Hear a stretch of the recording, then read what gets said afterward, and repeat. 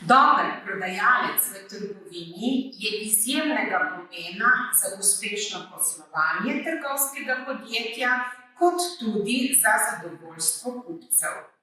Nagovarja in sprejema stranke, nudi pomoč pri nakupovanju in velikokrat je postavljen tudi v vlogo strokovnega svetovalca. Zato pa potrebuje ustrezna znanja, ki jih pridobiva v šoli pri strokovnih modulih. Spoznava področje živil, moka, drоб, kaša, to so vse mlevski izdelki, ki spadajo pod ogljikohidratna živila. Pa še nekaj vitaminov in mineralov. Področje drogerijskega blaga, Najprej higiena.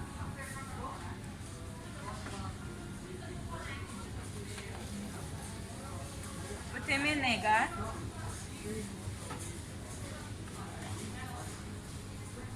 Na koncu pa še dekoracija. tehničnega blaga in tudi področje tekstila. Vse to pa nadgradi tudi pri strokovnih predmetih, kjer se seznani z načinom uspešne prodaje, spoznava pot blaga od skladišča pa do končnega kupca. Za uspešno poslovanje pa mora poznati tudi psihologijo prodaje. Trgovska panoga je danes v močnejšem porastu kot kdajkoli prej, zaradi tega naši dijaki nimajo težave z zaposlitvijo.